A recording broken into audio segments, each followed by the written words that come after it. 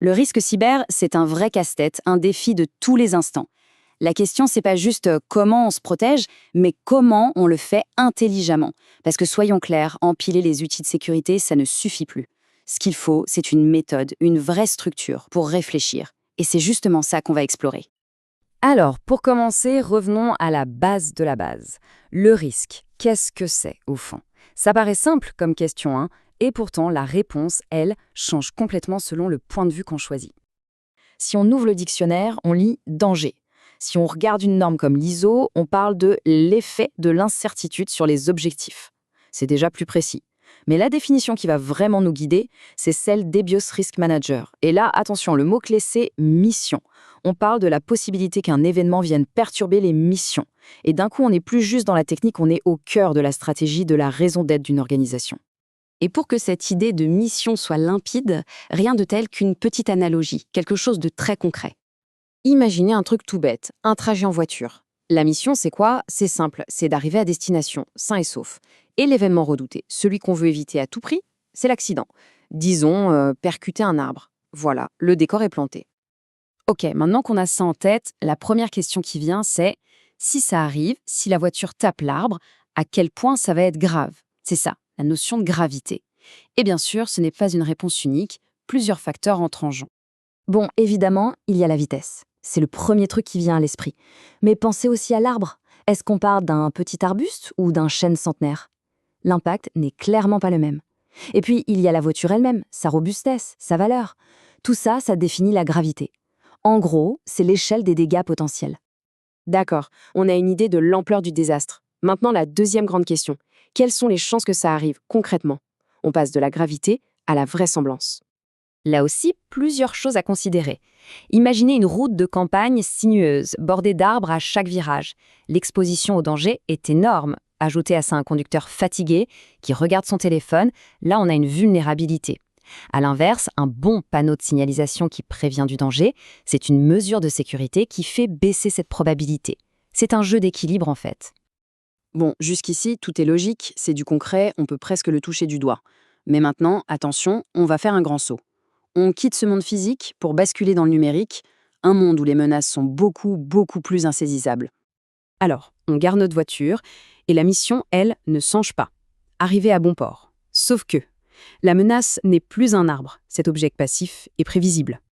Et voilà le changement de paradigme. La menace, maintenant, c'est une personne, un hacker. L'accident, ce n'est plus le fruit du hasard, c'est le résultat, la conséquence d'une attaque qui a pris le contrôle de la voiture. Le résultat final est peut-être le même, la voiture finit dans l'arbre. Mais la cause, la cause change absolument tout à notre analyse. Du coup, pour réévaluer la vraisemblance, notre raisonnement doit s'adapter.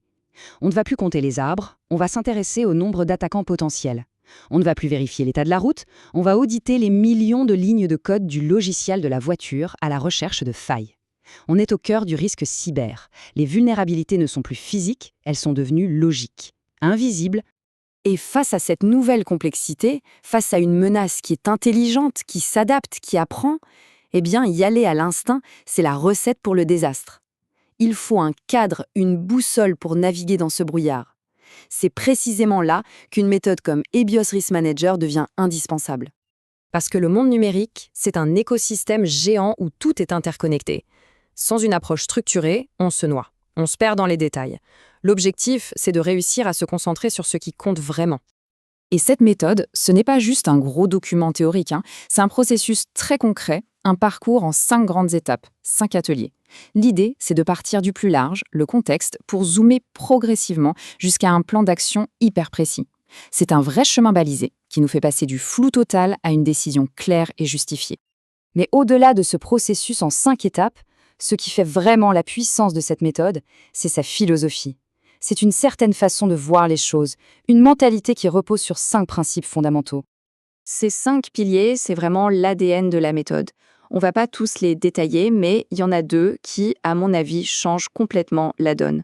Le premier, c'est de faire la synthèse entre conformité et scénario. Et le deuxième, c'est de nous forcer à changer de point de vue. Alors, le premier point, c'est le mariage de 2 approches qui s'opposent souvent. D'un côté, il y a la conformité. C'est l'approche carrée. Est-ce qu'on coche toutes les cases des normes, des bonnes pratiques? C'est essentiel, c'est la fondation. Mais ça ne suffit absolument pas. De l'autre côté, il y a l'approche par scénario. Là, on devient créatif, on se met dans la tête de l'attaquant, on imagine des chemins d'attaque. Et la beauté de la méthode, c'est qu'elle ne choisit pas, elle fusionne les deux. On a la rigueur de la conformité et l'agilité de la pensée attaquant. Et puis, il y a le deuxième principe, qui est un vrai électrochoc intellectuel. La méthode nous oblige littéralement à changer de casquette. On arrête de penser comme un défenseur qui se demande « qu'est-ce que je dois protéger ?», on enfile le costume de l'attaquant, qui lui se demande « où est l'opportunité ? Qu'est-ce qui a de la valeur ici et comment je peux l'atteindre ?» Et rien que ce changement de perspective, ça fait apparaître des failles, des angles morts qu'on était incapable de voir depuis notre propre tour d'ivoire. Alors, au bout du compte, après tous ces ateliers, cette analyse, ce changement de perspective, quel est l'objectif final ? Est-ce que c'est juste de produire un joli rapport plein de graphiques ? Non, c'est bien plus ambitieux que ça. La vision d'Ebios Risk Manager, c'est celle-ci. Offrir une compréhension partagée. Voilà le mot-clé, partagée. Le but, c'est de construire un pont solide entre, d'un côté, les équipes techniques qui ont les mains dans le cambouis, et de l'autre, les décideurs, le top management qui doit faire des choix stratégiques. Il s'agit de créer un langage commun pour que tout le monde puisse enfin parler de la même chose quand on parle de risque. En fin de compte, l'idée, ce n'est pas tant de lister des failles techniques que de transformer la cybersécurité en un véritable dialogue stratégique. C'est de s'assurer que la personne dans la salle des serveurs et la personne dans la salle du conseil d'administration regardent le même problème avec les mêmes lunettes et puissent décider ensemble, de manière éclairée, de la route à prendre. Et ça nous laisse avec une dernière question, une question à méditer. Une organisation peut-elle se considérer comme réellement préparée si elle ne se protège que contre les menaces qu'elle connaît déjà, qu'elle s'attend à voir ?